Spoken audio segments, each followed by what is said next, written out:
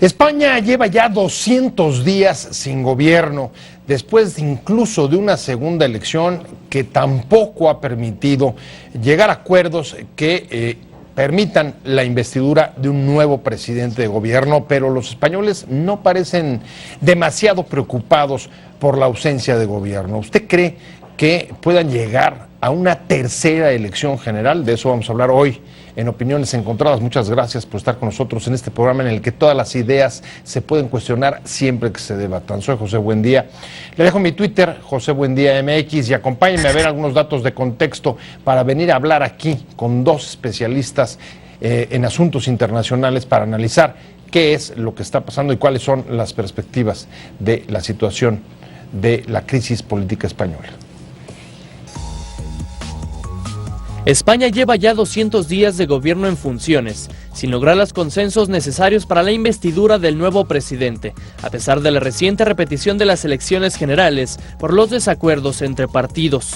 El mayor disuasivo ahora para pactar una nueva coalición de gobierno es precisamente la poco razonable idea de ir a unas terceras elecciones, que provocarían un enorme desgaste político y agudizarían el hartazgo de la ciudadanía respecto a las fuerzas políticas. Existe la expectativa de que ello y la necesidad de aprobar los presupuestos generales permita los acuerdos para votar la investidura este mes, porque de lo contrario, el país entraría en una zona de bloqueo político del que todos los partidos serían responsables. El líder del partido más votado el pasado 26 de junio, Mariano Rajoy, del centro derecha Partido Popular, está más cerca ahora de formar gobierno, aunque necesitaría el apoyo o al menos la abstención de los socialistas. El PSOE tiene escasas posibilidades después del veto de Podemos y Ciudadanos, además de su rechazo a ir con el Partido Popular.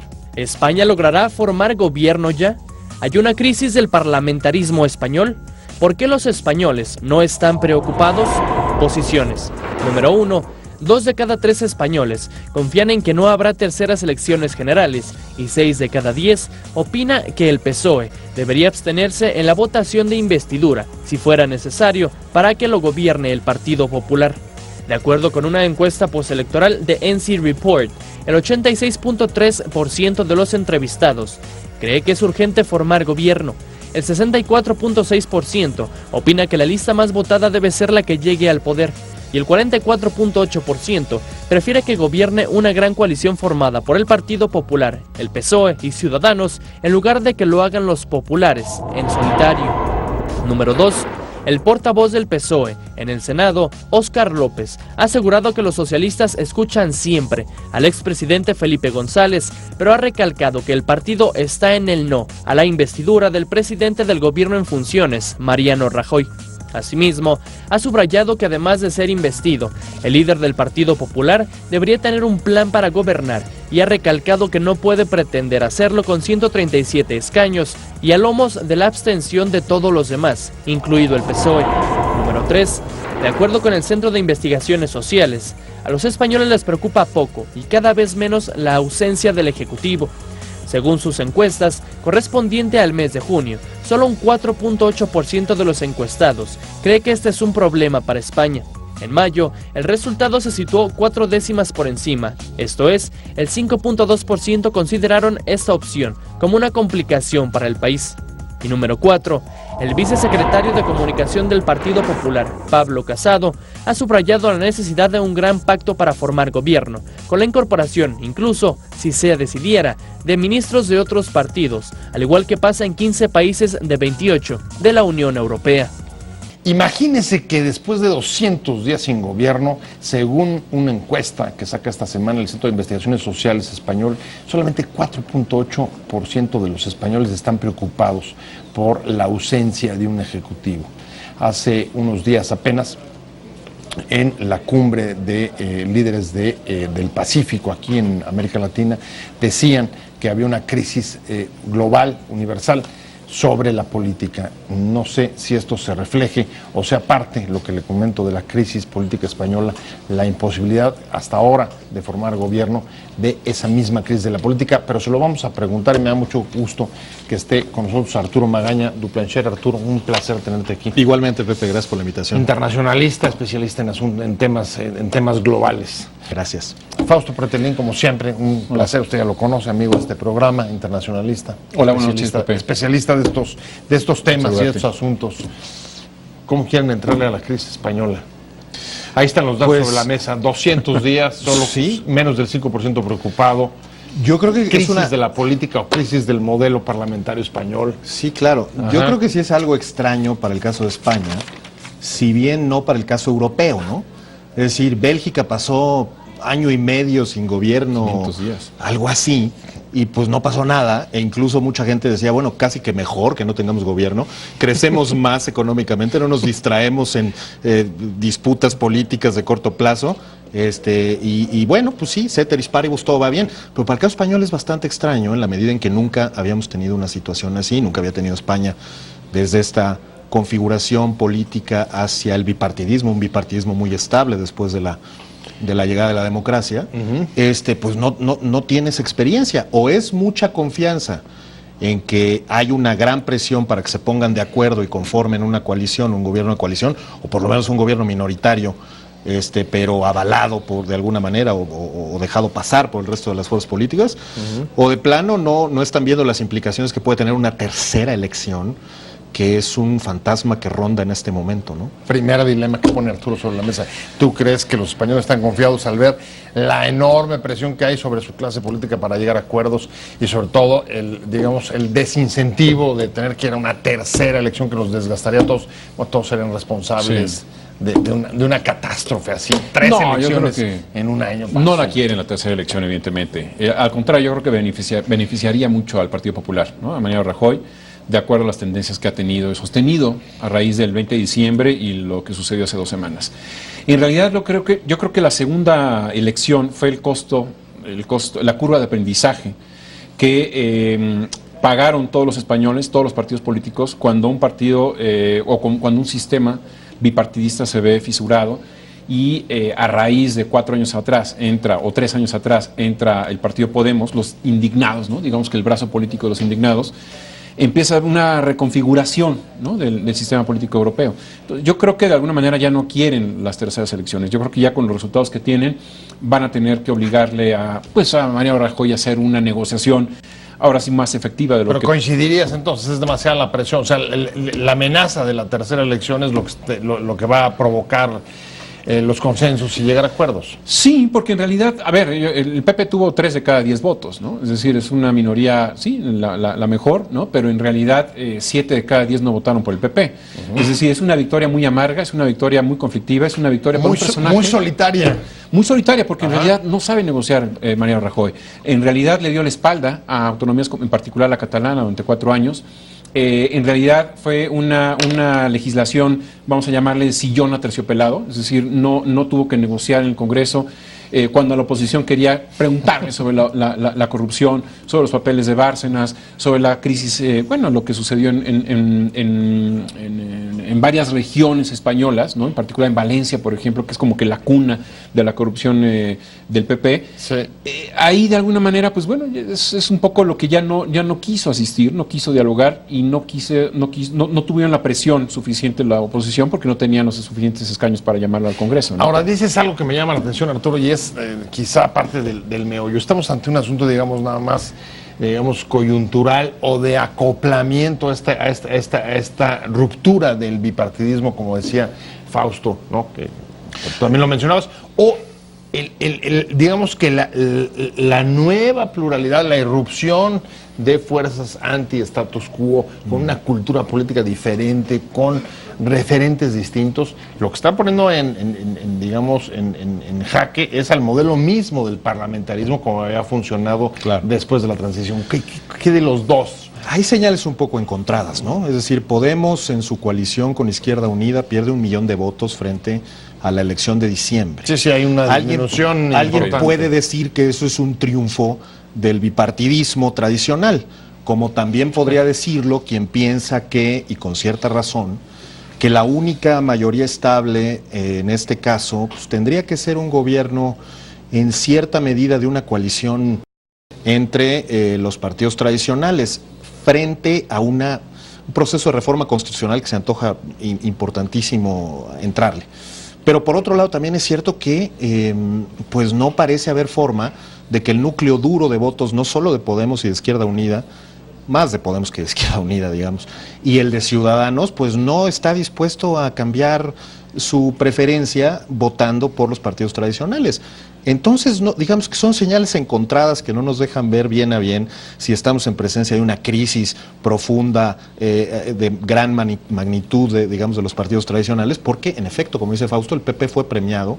14 diputados más, 14 diputados menos quizá no hagan agosto, pero sí son muy importantes para darle cierta confianza al proceso de constitución de las Cortes la próxima semana y para que, digamos, por Rajoy sienta que tiene en esta ocasión mucho más que en diciembre la necesidad de formar gobierno y las credenciales para hacerlo, ¿no? Ahora sí, más o menos ese es un poco el consenso que se empieza a abrir entre las fuerzas políticas. Claro. El PP está mucho más cerca hoy de formar gobierno de lo que lo estaba después de la primera elección. Sin embargo, los socialistas, el otro gran partido mayoritario, está diciendo: no nos parece que sea un asunto solamente de dejarte pasar, porque dejarte pasar no asegura tener ni gobernabilidad y mucho menos, reclaman, ha presentado una propuesta clara de qué es lo que haría con un gobierno tan minoritario y tan, digamos, tan reducido. Sí.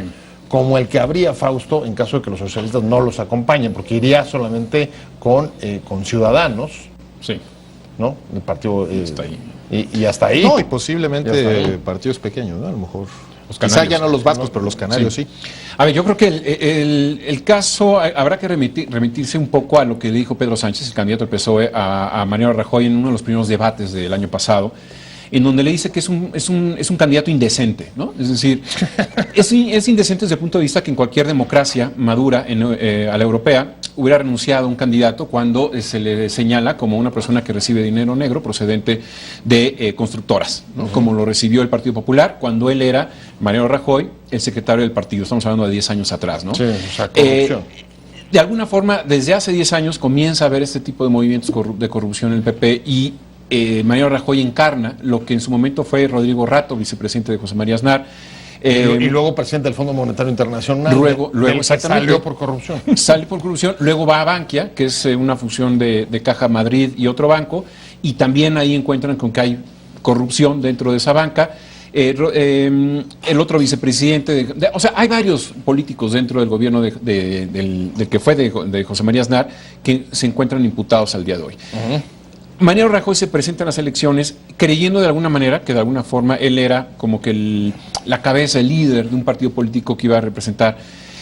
Gana las elecciones generales porque de alguna forma hace 4 años el presidente Zapatero, pues bueno, descuida la parte económica, hay que decirlo, cuando viene el nubarrón, ¿no?, de las subprime en Estados Unidos, dice aquí no pasa nada. Y se le cae. Y cae, llegó un huracán y destrozó al gobierno de Zapatero.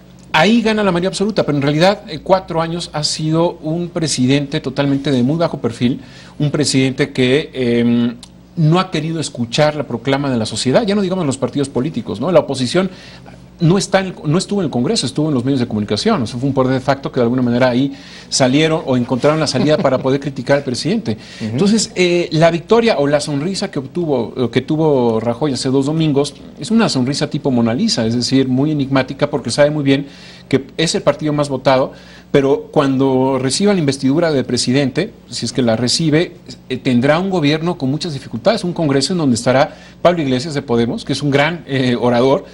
Podrá gustar o no a muchos españoles, pero de alguna manera, pues bueno, va a ser un periodo muy conflictivo en el Congreso, va a ser muy atractivo para nosotros verlo desde acá, pero va a tener muchos obstáculos. Y el Partido Socialista Obrero Español, yo no creo que haga una gran alianza a la alemana, porque han tenido demasiadas fricciones, es decir, a pesar de que Felipe González el día de hoy escribe en el periódico El País que ya hagan la coalición. Sí. No hay elementos para que de alguna manera. Rajoy se burló de Pedro Sánchez en el intento de formar gobierno del PSOE con Ciudadanos hace algunos meses. Entonces yo no veo algunos elementos, a menos de esas cargas de pragmatismo que tienen los políticos que de la noche a la mañana cambian, pero de alguna manera tampoco el Ejecutivo, es decir, todo el grupo de los llamados varones del PSOE, desean que haya una integración de la gran coalición. Pero interesante lo que plantea, lo que señala Fausto Arturi, es, totalmente. En efecto, el presidente de gobierno, el expresidente de gobierno González, está además una autoridad moral dentro del PSOE diciéndoles hagan una coalición. Y el propio Rajoy dice, pero ¿de qué se preocupan? Porque súbanse acá, porque 25 gobiernos europeos están en las mismas, no hay manera aquí de formar gobiernos parlamentarios si no se unen derecha, izquierda, centro y todo lo que quepa. Y el tema es si el PSOE está tomando la decisión correcta de decir no a la alianza, no sumarme a un gobierno de derecha con catalanes de derecha, centro derecha y con el PP, o no. Es interesante, mira, yo creo que, vaya, leí la editorial, el sobre todo porque es un buen González en El País. Es que sobre todo es un buen mensaje para las alianzas opositoras en este país. Totalmente. Hemos estado viendo, esta semana las coaliciones, las encuestas. No sé si pagan bien o mal, pero en términos generales hay que preguntarle a Podemos también sobre su alianza que le salió bastante mal con Izquierda Unida. Pero en términos generales creo que lo que está diciendo Felipe González, y lo dicen otros, lo dice Josep Borrell, otros, no es tanto hagamos la coalición, sino dejemos pasar, no votemos en contra de un posible gobierno, así sea minoritario, encabezado por Mariano Rajoy, a fin de que se conforme gobierno. Es decir, lo que hay que decir es que después de una primera votación, si no hay, digamos, el número necesario para la mayoría, los 176 votos, pues hay una segunda votación, me parece que es el viernes 30, en donde pues solamente que haya más votos en contra, no se forma gobierno. Entonces, un poco lo que están diciendo es, bueno, si hacen una coalición... O sea, no te queremos, pero no te rechazamos. No te queremos, pero no te rechazamos, y vamos viendo en temas específicos si podemos ir juntos ya conformado el gobierno, sin necesariamente convertirnos ese día por lo menos en la oposición. Lo seremos en días posteriores. Obviamente hay un riesgo muy importante, que Mariano Rajoy lo conoce, pues que es el hecho de tener una mayoría inestable o un gobierno de minoría que se puede perfectamente gobernar en solitario. En cualquier momento desautorizar y empezar un proceso como el que empezó en diciembre. Pero no, es decir, creo que el PSOE está haciendo un cálculo y creo que sigue siendo posible alguna especie, no sé si de coalición o por lo menos de aval previo a fin de que se conforme el gobierno, porque pues en términos generales la lectura sobre el resultado electoral es que sigue siendo el partido de izquierda más votado y que efectivamente, como decíamos antes de salir al aire, pues no ocurrió el sorpaso que todas las encuestadoras decían que iba a suceder, donde Podemos e Izquierda Unida tomaban el segundo lugar. Esto creo que no se tiene que tomar a la ligera. O sea, es decir, bipartidismo abollado, pero no desechado. Sí, en realidad Podemos fue el partido que pudo haber facilitado el gobierno del PSOE y Ciudadanos el 20 de diciembre, o sea, a partir del 20 de diciembre pasado, ¿no? No lo quiso hacer porque yo creo que la ambición los llevó por el despeñadero, por un camino equivocado. Ellos pensaron que en una segunda elección iban a crecer mucho, sobre todo con la Alianza de Izquierda Unida, que es un viejo partido comunista. Y ahí fue la gran traición de Pablo Iglesias. Es decir, Pablo Iglesias traiciona a los indignados españoles porque a la hora de que hace la alianza se convierte en un partido no transversal. Es decir, él quería antes del 20 de diciembre recoger votos de los indignados del PSOE, del PP, de Convergencia de Unión, de varios partidos políticos. Y cuando él dice, bueno, voy a hacer la alianza con Izquierda Unida para hacer una sinergia y dar el sorpaso y llevar al PSOE al segundo puesto, ahí está generando una traición a sus votantes, ¿no? Es decir, Izquierda Unida se convierte convierte a Podemos en lo que el propio Pablo Iglesias nombró un partido de la socialdemocracia, que la verdad no tiene nada de socialdemócrata este partido. Lo que él buscaba era coordenadas distintas a la vieja izquierda y derecha. Ese fue su éxito de Pablo Iglesias. O sea, ese fue su gran éxito, que en las europeas de 2014 fue el partido más votado en España, en el Parlamento Europeo. Una fuerza impresionante, sí, una irrupción. Y tenía 3 meses de haber nacido. Así es. Un año después llegan las elecciones, ¿no?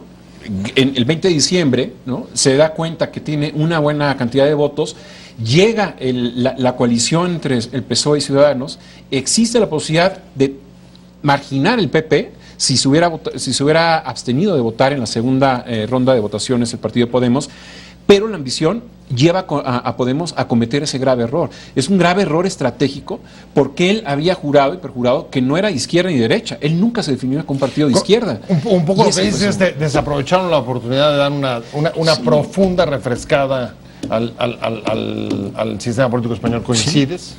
En cierta medida sí.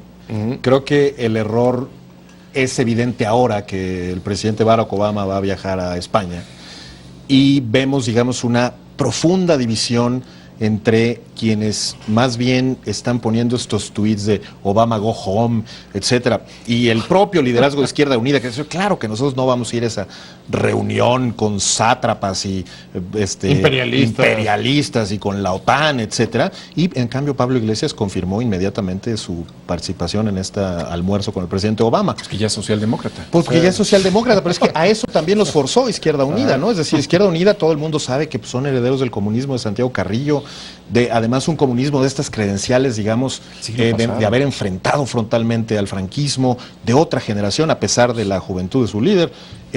Pero Podemos claramente, creo que entró, bien dices, Fausto, en una especie de crisis identitaria, de la que quién sabe si va a salir, porque en definitiva una cosa es lo que ellos dicen y otra cosa es cómo son vistos o percibidos por la población. El caso de Ciudadanos me parece que también es clave, porque Ciudadanos, si uno busca cuál es su signo ideológico autoproclamado, dicen que son de izquierda, dicen que son de centro izquierda. Y pues que en todas partes perfectamente sabemos que serían parte de una coalición de derecha, ¿no? Sí. No sé, parece que sí se están moviendo un poco las identidades y sí, no sé cómo lo veas. ¿Crees que está reflejando un poco cierta crisis global de la política del caso español? A ver, las elecciones del 26 de junio fueron 3 días después del Brexit.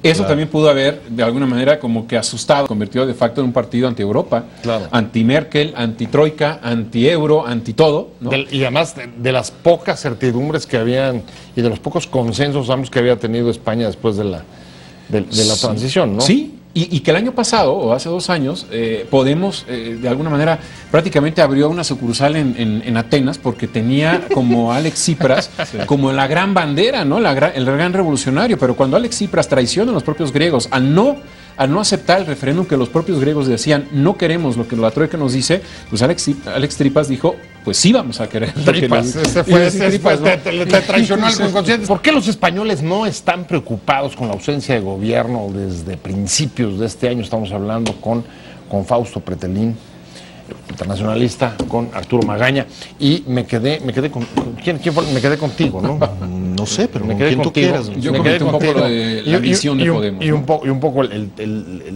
lo que llama la atención, creo que te lo había planteado al principio del programa. Sí. Los datos que estaba sacando el CIS son incluso anteriores a las elecciones, a las segundas elecciones. En efecto, parece que los españoles no están viendo como una gran preocupación o están un poco desligados de la dinámica política de su país. Y no sé hasta dónde esto, pues digo, puede tener una parte sana porque no hay demasiada tensión y no se crea en esta percepción de crisis, ¿no? Que luego permea sobre otros aspectos, pero también quizá te habla pues de la enorme distancia que comienza a haber entre los grupos políticos, entre las fuerzas políticas y la gente. Sí, comentábamos sobre los números del abstencionismo, sobre el efecto del Brexit, pero además sobre el efecto, digamos, de una desmovilización política de los jóvenes, que Podemos estaba tratando de revertir ese proceso. Bueno, pero en realidad aparentemente no salieron a votar. Por tanto, claro, hay una incredulidad general sobre la política en términos generales, un castigo quizá también a los partidos políticos, tradicionales o no, después del fracaso de diciembre para acá, y eventualmente también un desinterés por cuestiones que son fundamentales, como por ejemplo la aprobación del presupuesto, que los agarra con los dedos en la puerta, y que si no hay gobierno y se piensa en una tercera elección verdaderamente inviable, pues entonces sí estaríamos en presencia de una... Y el techo de endeudamiento. El techo de endeudamiento, etcétera. En realidad, no solo es desvinculación política, sino además yo creo que confianza en la divina providencia y en que Obama los va a sentar y van a aprobar una especie de acuerdo, no sé, extraño desde Estados Unidos. Es quizá uno de los primeros síntomas graves que se tendrían que proponer, revertir a partir, por ejemplo, de una reforma política. Yo no entiendo por qué no pensar en una segunda vuelta, que de entrada ya tuviera resuelto este problema. Bueno, quizá no tenemos mucha autoridad moral para decir esto desde México, pero claramente desde España yo creo que sí. Porque es parlamentario el sistema, Sí. ¿no? Es por escaños, entonces una segunda vuelta es un poco inviable en ese sistema. Pues lo había estado proponiendo Zapatero, ¿no? En su momento, y de alguna manera ya se vislumbraba que esto podía suceder, no tanto a propósito de estas nuevas formaciones políticas, pero sí de algunas pequeñas que empezaban a tener cierto ímpetu en aquel momento. Y si no es eso, pues por lo menos otro tipo de reforma que dé una posibilidad de conformar una mayoría de manera más automática. Dice Arturo, habrá reformas sí o sí, porque esto va demasiado rápido. Y yo me Claro. quedaba pensando, Fausto, cuando salió Podemos, cuando salieron los jóvenes a la calle, los partidos políticos decían, los viejos partidos políticos se hicieron eso, se hicieron viejos. Sí. Pero ahora que los jóvenes dejan de salir, los que se parece que se hacen viejos son los jóvenes que habían salido, los de Podemos, y esto en un lapso de tiempo muy corto. ¿Tú también Sí. coincides que esto es otro síntoma de la necesidad de que vendrán reformas al sistema político español? Definitivamente que sí vendrán reformas, pero también entienden los jóvenes que la corrupción está asimilada en los grandes partidos políticos en España. Entonces hay una enorme frustración. O sea, ahora que mencionan las encuestas del CIS, la gran preocupación en España es la corrupción. Y la corrupción no es atendida por Mariano Rajoy.